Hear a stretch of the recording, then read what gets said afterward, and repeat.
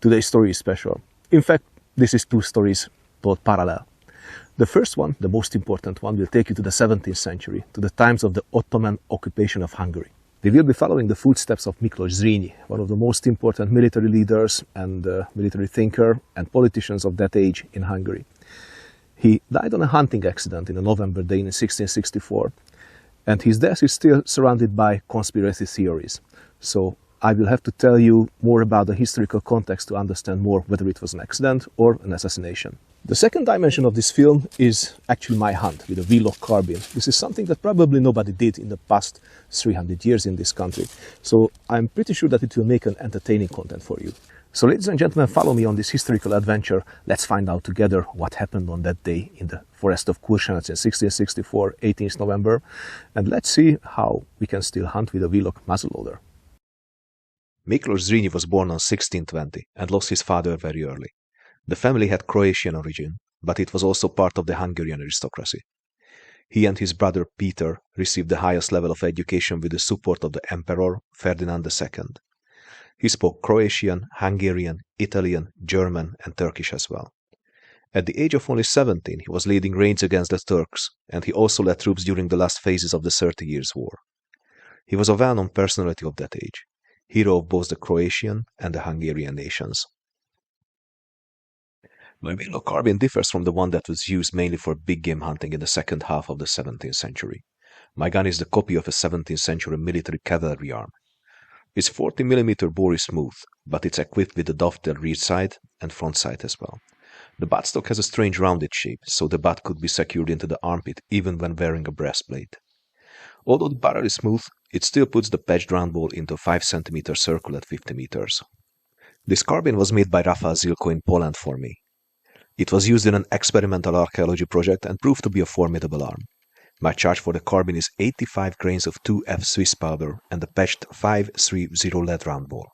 This delivers enough energy for a younger wild boar for sure. If you are more interested in the carbine, please check my full video I made a few years ago about it. The link is on the card and in the description.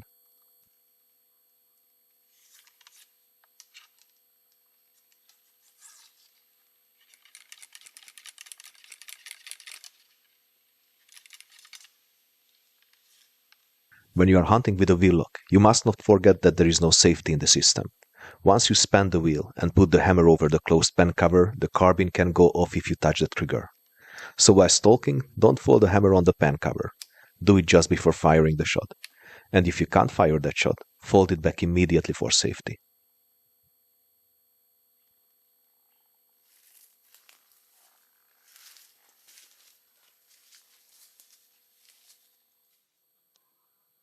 Gyulaj is a wonderful place for traditional hunters. It is one big 8,000-hectare special-purpose hunting grounds, serving the preservation and hunting for many centuries. There are no public routes crossing it, and nothing disturbs the game here. This is especially true in September, as in summer times even hunters are rare. The main game of the area is the fallow deer, with beautiful population that delivered many world record trophies in the last decades. But our interest is now wild boar. That is just as confident during these times in this area, as it was not disturbed for months. It moves in daytime as well, that offers us a good chance to shoot one with such primitive weapons as an open-sight wheellock carbine.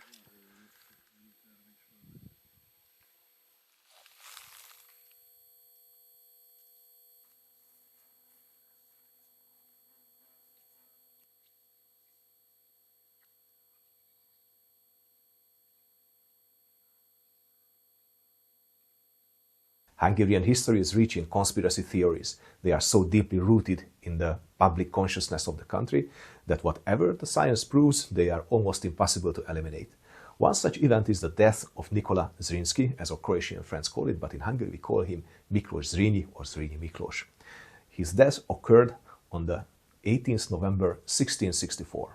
The rumor that is still alive today is that he was assassinated by the emperor, the Habsburg emperor Leopold I, as he was jealous for his political and military successes, and he identified him as a threat for the united Holy Roman Empire, united with the Hungarian kingdom, which was united through his crown only. Miklós Zrínyi had an interesting and complex personality. We know him as an agile military leader. We know him as a successful politician. We know him as a talented poet, and we also know him as a military scientist. And his identities were just as complex, because he belonged to the Croatian and the Hungarian aristocracy, and he also belonged to the highest level imperial aristocracy as well. He was the privy councillor of the emperor himself, and he was also the Ban of Croatia. So he was in one person responsible for displaying the power of the king in the region. He was also responsible for guarding the borders and governing the southern territories. At the same time, we rarely talk about one of his most private identities, which is the hunter's identity. A good proof of this is his poetry, where he often displays himself as the hunter in love. Miklós died very early, at the age of only 44, on 18th November 1664, due to a hunting accident. He was killed by a wounded male wild boar. These were turbulent times. Hungary is still tiered into three parts. The western part, the Kingdom of Hungary, is tied to the Holy Roman Empire. The eastern part, Transylvania, is tied to the Ottoman Empire as a satellite state, and the central part is fully occupied by the Ottomans. In January-February, Zrínyi led a very successful campaign with 24,000 soldiers deep into Turkish territory and managed to destroy the military bridge at Eszék, slowing down the advance of the Turkish main forces. His strategical goal was to gain time to recapture Konija, an important fort for guarding the borders, but failed to do so. He had to retreat to his little fort, Novi Zrin, he built in 1661. But this fort was also besieged and destroyed by the Turks. The war ended with a Christian victory in the Battle of Szent Gotthard on 1st August 1664, fought between the forces of Raimondo Montecuccoli and Ahmed Köprülü. But still, the conflict was closed with a shameful peace at Vasvár that kept the original borders and the original status quo. The Hungarian and Croatian aristocracy was deeply offended by this, and so was Zrínyi Miklós, by the way. But he was a good politician. He evaluated what would happen if Hungary separated from the Habsburg family and elected a national king. And he came to the assumption that Hungary does not have the sufficient power to free the country from the Ottoman Empire. Therefore, this kind of, let's say, alliance is needed for the future of Hungary. So, in fact, he was loyal to the emperor. But let's go back now to the woods of Gyulaj. Actually, this was my third day there, as on the first and second day I was hunting with my whole rifle and managed to shoot 2 wild boars. Everything was quiet and ideal. One of those very rare days when the world seems to be in complete order, just as God created it.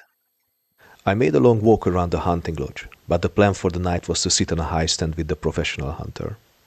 I prefer stalking, but when hunting with a smoothbore gun, I am more flexible, understanding the limits of the shot.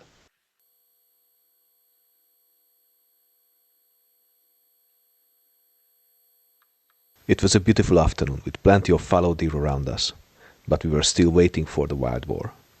At sunset the wind started to turn, and finally the boars arrived, but at such low light and such great distance that it was too much for the smoothbore.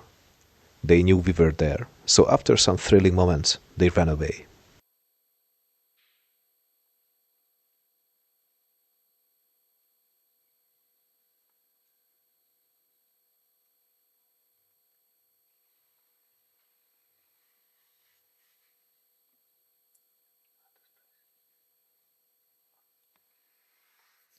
So Leopold actually did not have a cause to put him down. So why do we have that conspiracy theory still alive in Hungary? And the answer here lies in the history of the later centuries, when Hungary had several rebellions against the Habsburg family.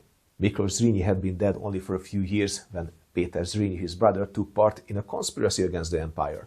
Now this conspiracy was rooted, and the leaders were executed, including Péter Zrínyi. So the reinterpretation of this hunting accident started nearly immediately, because it was the political interest of the family itself to turn this hunting accident into an assassination. And this legend was kept alive in the later centuries. For example, Lajos Kossuth, governor of Hungary during the 1848-49 rebellion and freedom fight against the Habsburg, said the following. He wrote a letter to the Reading Association of the city of Szigetvár from Turin in 1870, stating the following. Zrínyi was killed by a wild boar during a hunt, which, as they say, can still be seen to this day in the form of a gun in a secret museum. And this gun actually existed in the warehouse of the National Museum of Hungary. It had a brass plate on the stock stating that I was the gun that killed Zrínyi on 18th November 1664 in the form of a wild boar.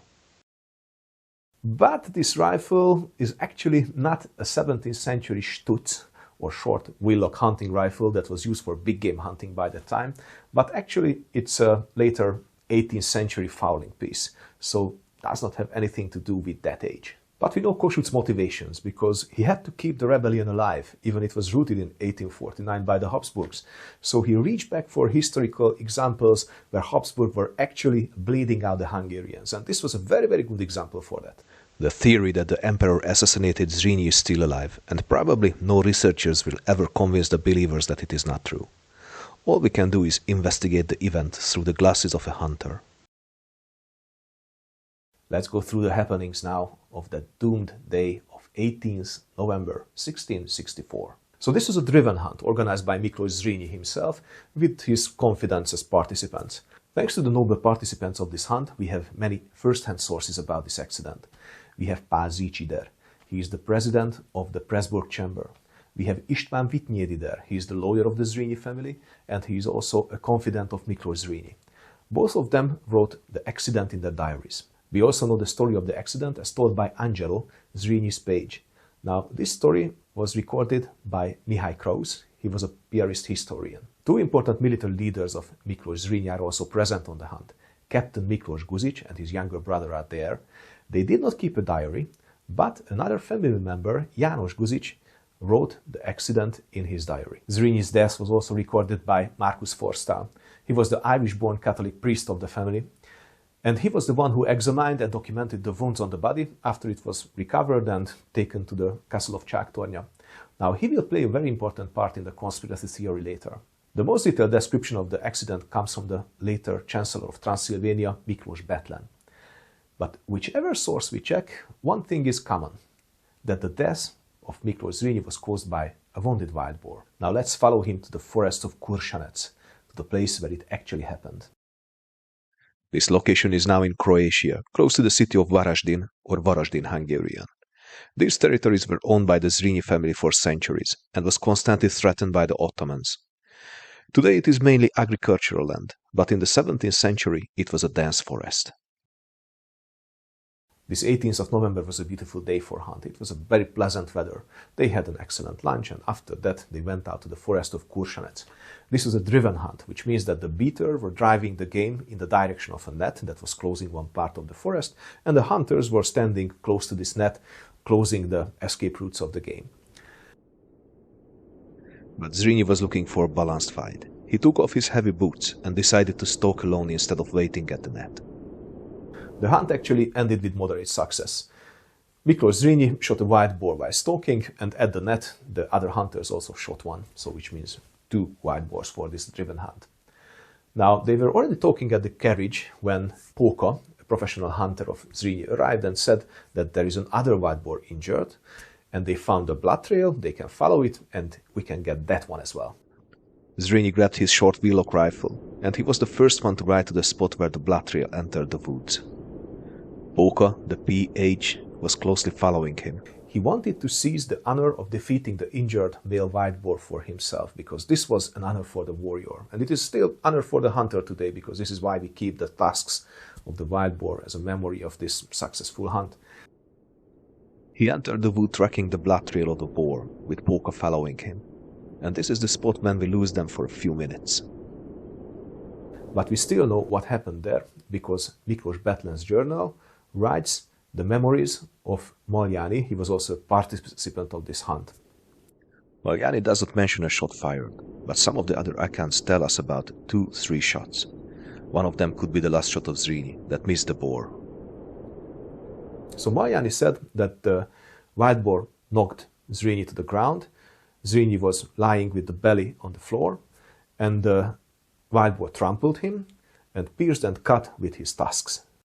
The wild boar has 2 pairs of tusks. The upper tusks are shorter, while the lower ones can be as long as 25 to 30 centimeters measured on the circumference. These lower tusks can be razor sharp, as they are constantly sharpened on the upper tusks. These are the deadliest arms of the boar.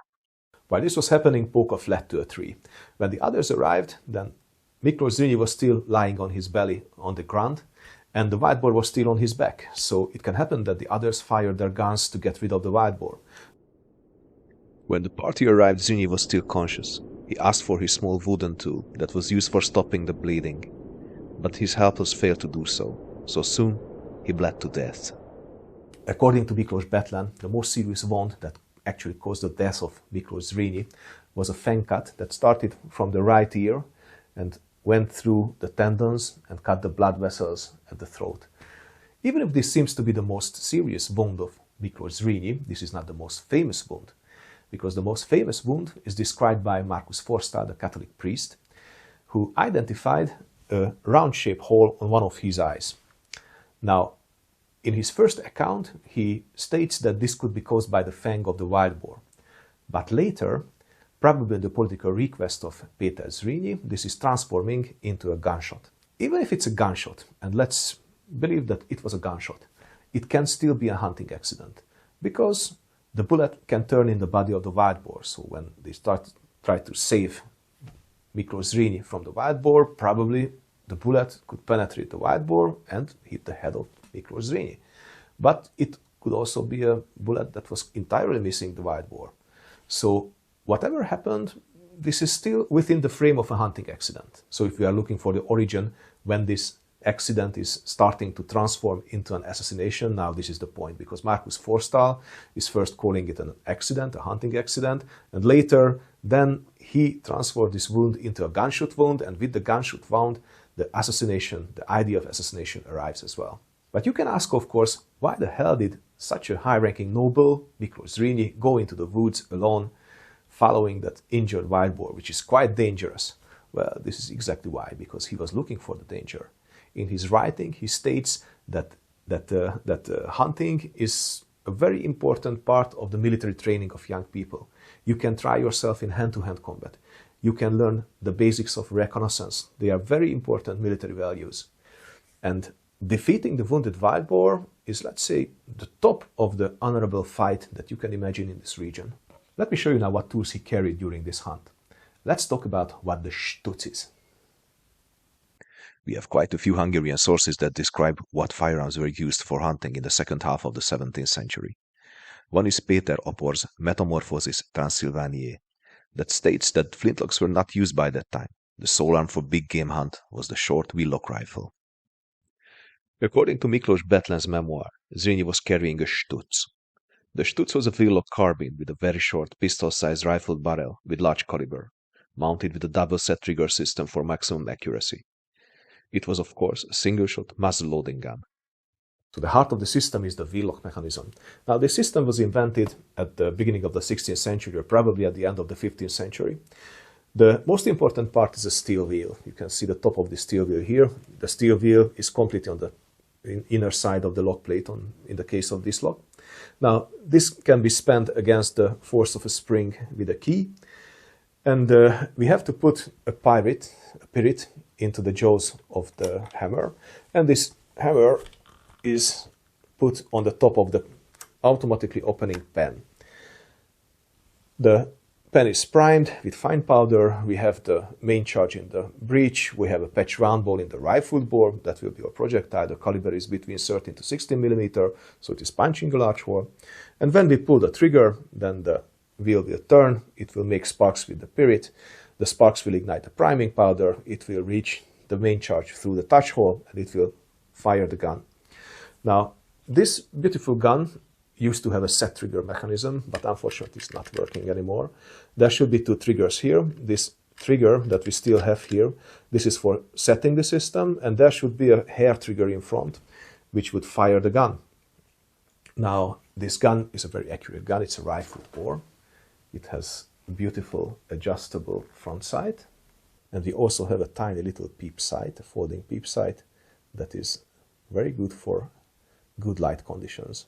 You can also notice that there is a very strange form to this buttstock. We have a little patch box here. You can put some accessories here. We have a very strong cheek piece on the left side of the gun. This is the cheek piece. And we have a very strange form butt plate. And even we have a button here. This is for the strap,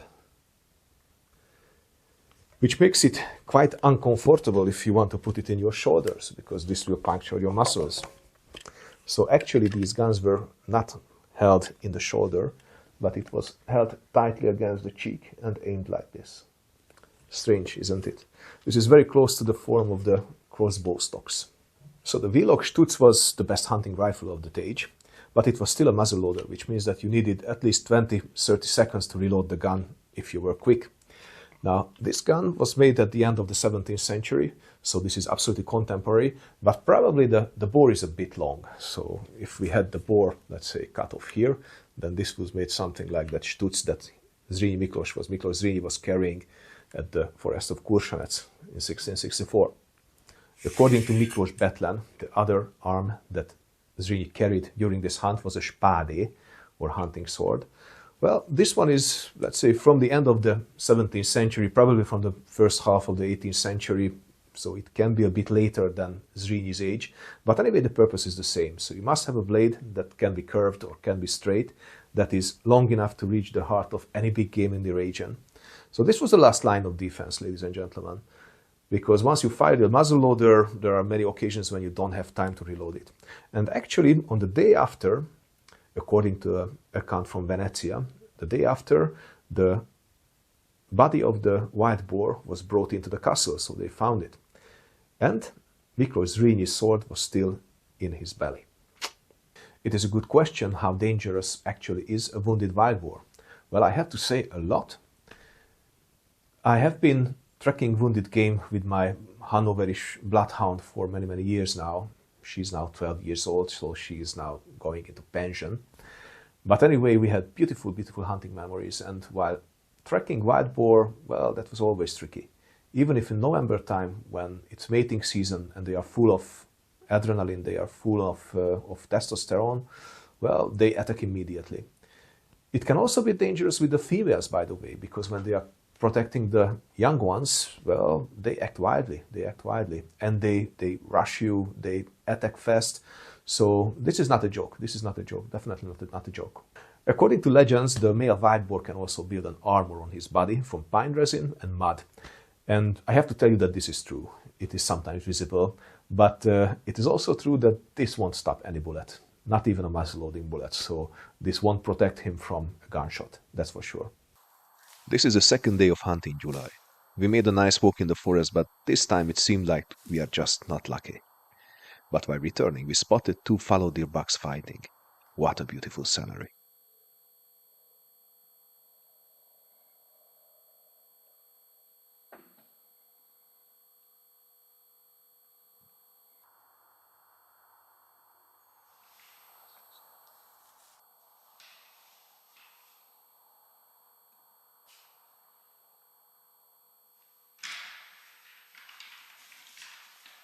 While I was admiring the view, just a few meters away Peter spotted what we were after.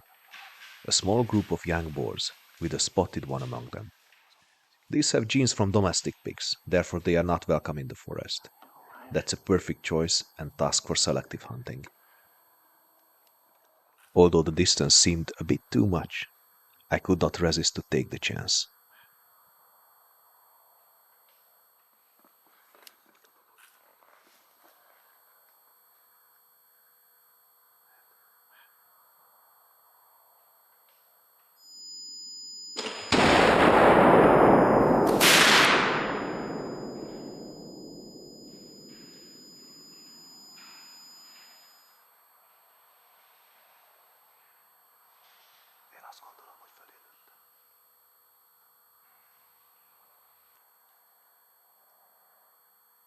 I was not 100% sure about that shot, but Peter saw it clearly that the boar marked the hit.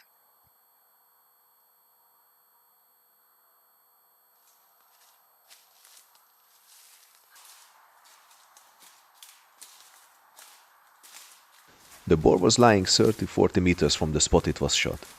Interestingly, the bullet went right through the heart, still the pig had enough energy for such distance. All in all, it was a clear kill.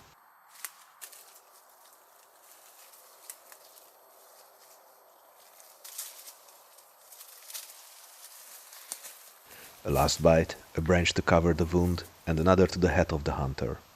This is how we say farewell to the fallen game in Central Europe.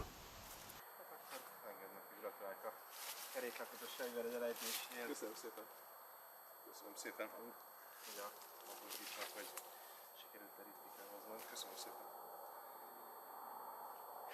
önmagában is hatalmas eredmény, ugye egy babost visszatelejteni, de hogy keréklakatos fegyverrel, hát... Nothing is wasted here. It does not matter if the boar is spotted, it will still make very fine meat for the family table. Opening it also allows a chance to understand how the bullet worked. The 53 caliber round ball penetrated the full body and pierced through the heart at the exact center. I could not wish for better shot, I guess.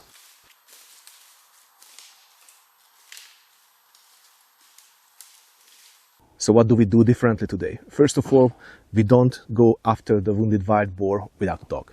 She's my Hanoverish bloodhound setter, and she's 12 years old now, but she still has a beautiful nose. We are protecting each other. I have the rifle, she has the senses, and she has the fangs.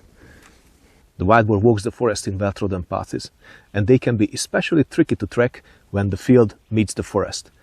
At these places, the thicket can be so dense that you can actually only crawl inside, and at this point, you're in a very vulnerable position.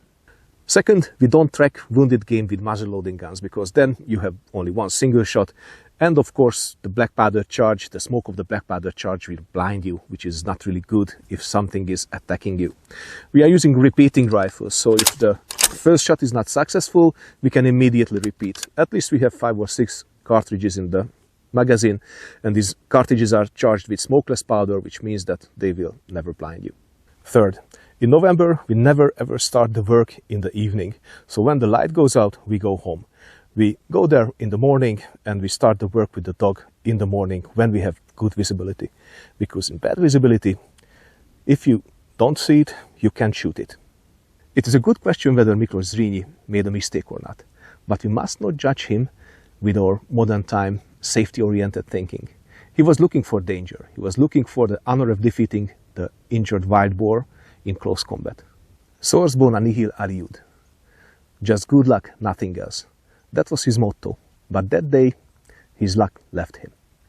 Miklós Zrínyi wrote a short poem about his own death in one of his military essays, and for me this is the most sketching memory of how he imagined his death. Befedez a kékig, ha nem fed koporsó.